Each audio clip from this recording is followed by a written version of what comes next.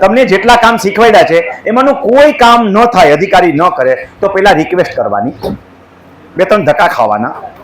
તમને એમ લાય કે આનો ઈરાદો કંઈક જુદો છે, જે તમારો ખભો ખીચું ખામે એમ નથી, તો તમારે આરટીઆઈ કરવાની.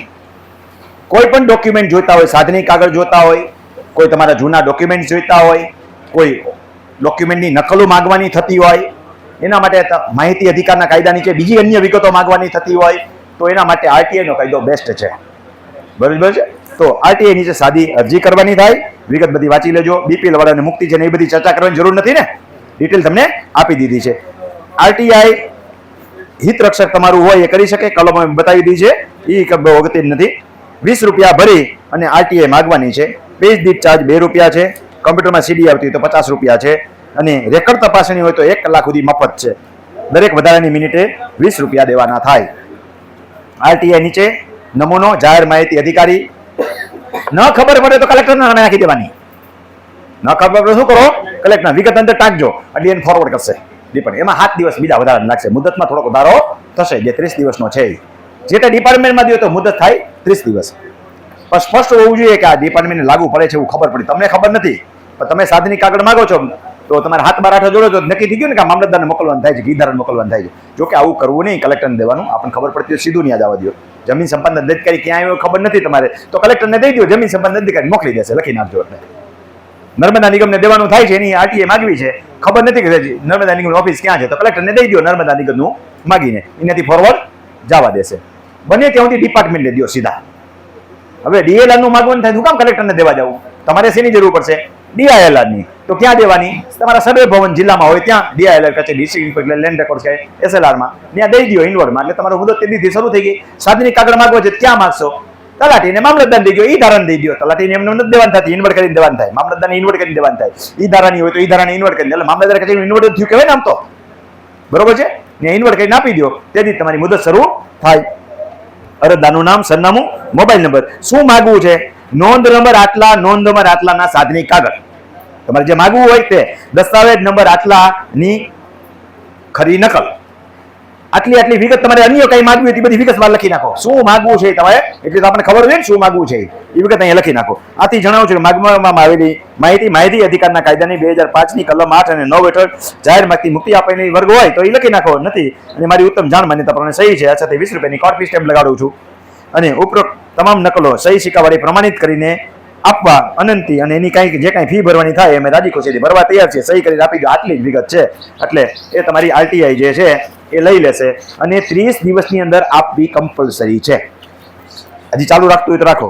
હવે તમને એમ થાય કે તમને આરટીઆઈ કરવાથી સંતોષ નથી, તમને અંડાગંડા.com માહિતી આપી દીધી, તમે માગીતી આપી નથી, ભરતી માહિતી આપી દીધી, અપૂર્ણ માહિતી આપી દીધી, જે તમને પૂરી થતી, તમે માગ્યાથી તમને સંતોષ થતો નથી, અથવા પૂરી આપી માગ્યા મુજબની આપી 32મા દિવસે 31મા દિવસે આપી, તોય તમે અપીલ દાખલ કરી શકો.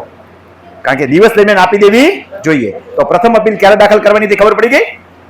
એટલે કે આપણને માહિતી અધિકારના કાયદાથી સંતોષ નથી, તો તમે અરજી કરી શકો. હવે આ કોને કરવાની છે? ઉપરી સત્તાધિકારીએ, એની ઉપરનાને, નહીં તો જવા દો કલેક્ટરને, જે તે સંબંધિત વિભાગને મોકલી દેશે. કારણ કે ઓર્ડર તો છે તમારી પાસે, એટલે ક્યાં મોકલી બેન ખબર છે જ, ઓર્ડરની નકલ જોડો છો એટલે. નહીં તો ખબર હોય ડીએલઆર ની છે એસએલઆર માં ઉપર આપો, મામલતદારની છે તો ડેપ્યુટી કલેક્ટરને આપી દો. મને કોઈ શ્રી અહીંયા લખી નાખો, શ્રીમાન અથવા જે પ્રતિશ્રી હોય તે, મને કોઈ નિર્ણય ન મળ્યો હોવાથી માહિતી અધિકારના કાયદા છે તારી ખાલી જગ્યા નિર્ણયથી નારાજ હોવાથી. તમે શું છો? તમને નિર્ણય નથી મળ્યો, એટલે કે તમે જે માગ્યું છે તમને મળ્યું નથી, અથવા તો તમને સંતોષ નથી.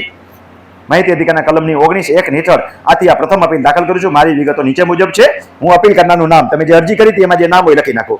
બીપીએલ વર્ગમાં આવતા હો તો હા ના કરો. અપીલ કરનારનું સરનામું, આ બધી જગ્યા વધારજો. આમ 1 પાનામાં કર્યું છે, 3 પાના થાય 3 પાના, 4 પાના થાય તો 4 પાના કરજો. એના મેં મુદ્દા લખ્યા છે. જાહેર માહિતી અધિકારી કોને કીધું હતું? કે મામલતદારને કીધું હતું, ડીએલઆર ને કીધું હતું. જેને અરજી કરી હોય એને લખો. પછી ખાલી મામલતદાર નહીં લખતા, મામલતદાર, તાલુકો, ખાલી જગ્યા. કારણ કે કલેક્ટર નીચે અપીલ આવતી હોય તો એની જાજા તાલુકા હોય ને, તો એ લખો કોને દીધી છે. ડીએલઆર હોય તો ડીએલઆર રાજકોટ એમ લખો. ત્યાં જાહેર સત્તા મંડળની કચેરીનું નામ અને સરનામું લખો. આપણને ખબર તો હોય ને સરનામું, એમાં સરનામા શેરી નંબર એવું હોતું નથી. ખાલી માહિતી હતી કે કાયદા નીચે જે મોટી મોટી વિગતો એટલું બતાવી દે હાલે. રાજકોટ કલેક્ટરની જામ ટાવરની સામે આટલું જ હાલે. આપણા ઘરના સરનામા હોય તો ડિટેલ વાઇઝ દેવું પડે. નિર્ણય સામે અપીલ કરવી હોય તો નિર્ણયના ક્રમાંક નંબર સહિત તારીખ સાથેની વિગત લખો. જાહેરમાંથી અધિકારીની રજૂ કરેલી અરજીની તારીખ લખો. એટલે તમને 30 દિવસની મુદત પછી મળ્યો છે તમે સાબિત કરી શકો. અરજી એટલે ઇન્વર્ટ કર્યા તારીખ ગણાશે. તમે અરજી લખી હોય આજ ને 5 દી પછી દેવા જાવ તો અરજીની તારીખ ગણવાની થતી નથી. ઇન્વર્ટ કર્યાની તારીખ ગણવાની થાય. માહિતી માંગવામાં આવેલી વિગત લખો. તમે શું માહિતી માંગવામાં આવેલી? માહિતી માગી હતી એનો સમયગાળો કેટલો થયો? 25 દિવસ થયા, 30 દિવસ થયા, 35 દિવસ થયા, 40 દિવસ થયા. માહિતી માંગવા પછી અરજી રજૂ કરીને 30 દિવસ પૂરા થઈ ગયા એ કઈ તારીખે પૂરા થઈ ગયા એ મેન્શન કરો. કે મેં 5/4/2026 અરજી કરી હતી. માહિતી માંગવાની તારીખ 4/5 કીધી એટલે 6/2026 પૂરી થઈ ગઈ અને મને નિર્ણય મળ્યો છે 10 તારીખે 10 થઈ. રેડી? એમ જે હોય તે તારીખ અહીંયા કયા દિવસે 30 દિવસ પૂરા થઈ ગયા તારીખ લખો. માહિતી માંગવાના અપીલના કારણો શું છે તમારા? તો મને 30 દિવસ મળી ગયો છે પણ 30 દિવસમાં મળ્યો નથી, 32મા દિવસે મળ્યો છે કે 40મા દિવસે મળ્યો છે તો તમારો હક બન્યો તો એ લખવા અહીંયા. જાહેર માહિતી અધિકારની તારીખ ખાલી જગ્યાની નિર્ણય નારાજ હોવાથી અપીલ કરું છું. એને અપીલ તારીખ આપી હોય ને તમે જે તારીખે ડોક્યુમેન્ટ દીધા અપીલ દીધી એની તારીખ આપી હોય હુકમની તારીખ અહીં લખી નાખો કે કેટલામી તારીખે એને તમારો નિકાલ કર્યો છે કેસનો. હવે અપીલ માટેનું કારણ શું તમારું? તો કે મને સમયસર માહિતી ન મળવાથી, અધૂરી માહિતી મળવાથી, પૂરતી માહિતી ન મળવાથી, ભરતી માહિતી આપેલ છે. સમજાણું? જે રીઝન હોય ટૂંકમાં લખો. લાંબી લાંબી કથા નથી લખવાની. મેં આ તારીખે આ માંગ્યું હતું, નામ કર્યું, તેમ કર્યું. રીઝન શું છે તમારું? શોર્ટમાં સીધું સમજાઈ જવું જોઈએ કે ભાઈ મને 35મા દિવસે માહિતી મળી છે, વાર્તા પૂરી. સમયસર મળી નથી, 35મા દિવસે મળી છે. સમયસર મળી નથી, અધૂરી મળી છે, માગ્યા મુજબની મળી નથી. બરોબર છે? ત્યાં લખી નાખો, તપાસ કરશે. ઠરાવેલ સમય મર્યાદા બહાર અપીલ થઈ તો વિલંબ થવાનું કારણો.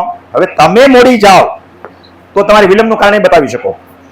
તમે આજ અરજી કરી, માહિતી તમને મળી, મોડી મળી, તમે 30 દી સુધી ન ગયા, પછી મારા જેવા કોકને કીધું કે તારો અધિકાર બને ફરિયાદ દાખલ કર, તો તમે 3 મહિના પછી કરો છો તો તમારે કેવું પડે ને કે મેં વિલંબનું કારણ શું? તો હું બીમાર હતો, બહારગામ હતો, મારા ઘરમાં બીમાર હતા, કાયદાની અજ્ઞાનતા, આવું જે રીઝન હોય એ તમે બતાવી શકો છો. બરોબર છે? પણ પછી 3 વર્ષ પછી નથી જવાનું. કોઈ પણની ટાઈમ લિમિટેશન પૂરી થઈ જાય. રિઝનેબલ પીરિયડ હોવું જોઈએ. ઓલી વિલંબ માફી નથી જે આરટીએસમાં કરીએ 60 વર્ષે હવે ખબર પડી. એમ બળાત્કારના કેસમાં ખબર છે ને 10 વર્ષે ખબર પડે કે બળાત્કાર થયો છે. સાંભળો છે ને આવા કિસ્સા કે નથી સાંભળતા?